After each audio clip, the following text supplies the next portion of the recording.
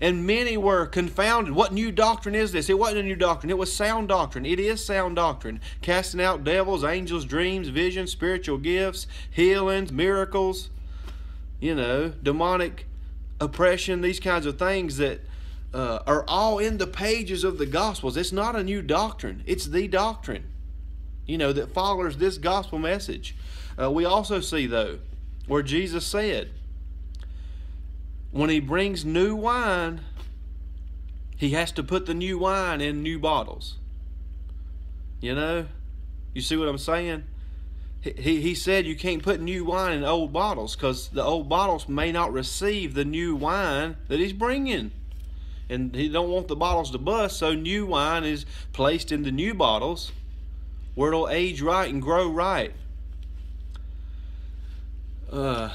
Because the older bottles may not receive the new wine that's coming. In some cases, not in all. But we also see, this is new doctrine, it's the doctrine. And we see too where Jesus, an instance I'm reminded of, where the people said, well, they agreed with Jesus. They agreed what he was saying and agreed with all the things he was doing, but it says they loved the praises of men more than the praises of God. And see, that was very sad, because while they agreed with the message Jesus brought in the New Testament, some agreed and stood by what he was saying was accurate, but they also didn't want to suffer loss to their reputation, possibly, and they knew if they agreed publicly with what he was saying, then they may hurt their reputation, maybe in their community or in their church or wherever. So it says something terrible happened. They loved the praise of men more than the praise of God. They sided with keeping their good standing and their reputation by not publicly agreeing. But yet they hindered their, they loved the praise of men more than the praise of God. And I don't ever want to have that reputation. I'm sure none of us do either, Let's always keep God and his word first place, because if the message is coming from this Bible right here, it can't be wrong. This is where we got to stick at. And if it can be backed up with this Holy Bible, then it's accurate. And also something we have to remember also. If sometime you preach something or teach something or say something to somebody, you felt led of the Lord to say something, and that message is not received by that person or that church or that community or that kind of thing, don't get bitter about it, because that's what the enemy wants.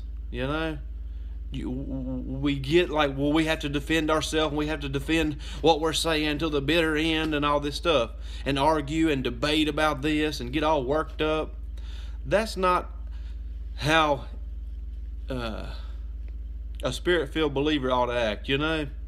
All we have to do is bring the message Jesus has given us to bring, and if we know in our heart it's the message he's given us to say, all we have to do is say it. We don't have to defend ourselves and take up for ourselves and all this kind of thing. We just have to say what he's saying. If the message is not received, and it causes controversy and it causes a big shaking to take place and big debates to take place and all this, that's not really on us. We just have to preach the message he's telling us to preach, and then let him defend what we're saying. Let Jesus back you. It's not on us to worry about our reputation and debate and try to convince every single person that what you're saying is accurate and all this stuff. That's just, let Jesus take care of that. Let him handle that. We just got to roll on with whatever he's telling us to preach, and then he'll have our backs and whatever happens. But sometimes it's good for controversy to arise. Sometimes, in churches and in believers' walks with the Lord, because you can't sow the good seed until you stir the ground up. Before you can ever sow seed in the ground, you got to disc the ground, plow the ground, for it to get a good stand. But see, once that ground's disced up good, then when the seeds do begin to fall, they're going to land on good soil, and they'll take root. Whereas if they'd landed on hard ground that wasn't broke up good, they wouldn't have gotten planted right. But that's just something for us to remember. Just preach what the Lord's telling you to preach. You don't have to convince everybody. You don't have to debate and argue and all this kind of thing. Just say what you got to say from the Lord. You can lead a horse to water, but you can't make him drink, you know. And then be content with it. You know, sleep like a baby at night, knowing you're doing what the Lord's telling you to do. And just roll on. Keep doing your thing. But that's just a quick message to us here at We're Outdoors today. Don't let a root of bitterness get in your heart over anything. Just keep waving your flag for Jesus proudly, and doing what he's telling you to do, and saying what he's telling you to say, and staying humble and surrendered to him.